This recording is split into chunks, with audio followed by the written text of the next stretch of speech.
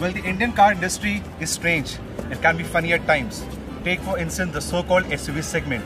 Ask any car enthusiast and he could actually blabber on the number of SUVs on the road and the number of prospective owners who own these big vehicles. Well, the reality is all fake actually. 95% of these SUVs are actually 4x2 and they lack the essential hardware for that go anywhere capability. This is where you and I as enthusiasts have limited options. The Maruti Gypsy and of course Mahindra Thar. The Gypsy again is hard to get and it's a petrol version. The Thar, well, it's very good, it's very capable, but then again it lacks essential hardware. No snorkel, no differential locks, not actually high ground clearance also. So in this case, what do we do? What we need is actually pure raw force. The force Gurkha 4x4x4.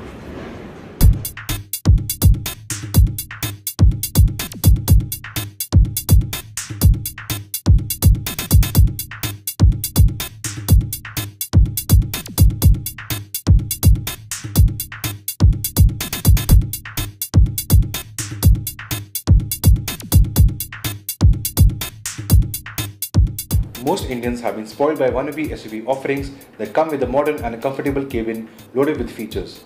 However, in the case of the Gurkha, its typical owner will either be sand dune bashing or out on the beach splashing water full of sea salt or in Ladakh ripping across non-tarmac sections. This is where you would need a no-nonsense cabin with minimal electrical appliances or features. The Gurkha hence comes with all the basic features like an aircon, power steering and a lockable glove box. The important thing is that seats are very comfortable and a step up as compared to the Mahindra Thar. Further, the dual tone color scheme looks very pleasing and the armrests are more than welcome. Our only grouse are the high envisaged levels for a vehicle that will cost over 9 lakh rupees on road. The hardtop versions get a front facing rear seat while the softer versions get side facing rear seats.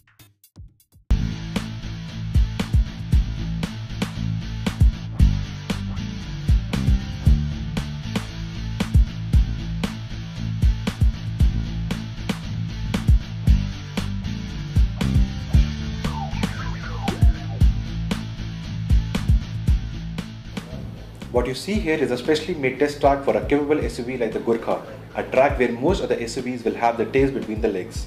In Gurkha's case, there are a lot of features going in its favors. The manually lockable front and rear differentials make sure wheels with less traction don't just end up spinning.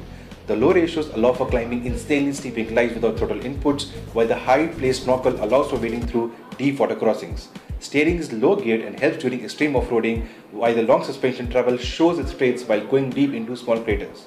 The downfall we found was the effort required to change gears, lock the differentials all while shifting into low ratios. However, the vehicle was brand new and we believe the shift action should improve after a while.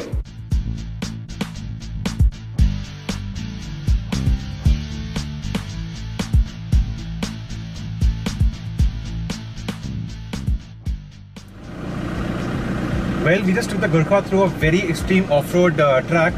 We had declines, we had inclines, we had slush.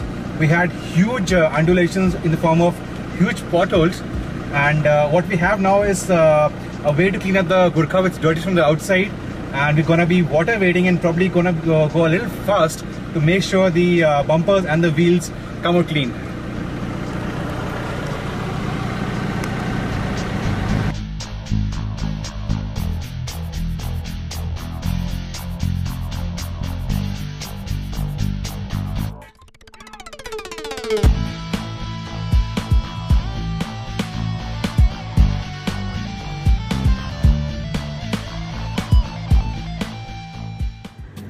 Well, today has been a long, hot and a sunny day in Pune, but a day that was well spent. A few days back, Team Gadi was in Ladakh in the Toyota Fortuner and we thought that was off-road. Well guys, this is the actual off-road that this car can do. We have been through all kind of terrains over here and this Gurkha, in spite of me not being a 4x4 Pro, has not stopped at all. Water wading, slush, uphills, downhills, craters, this car could take everything.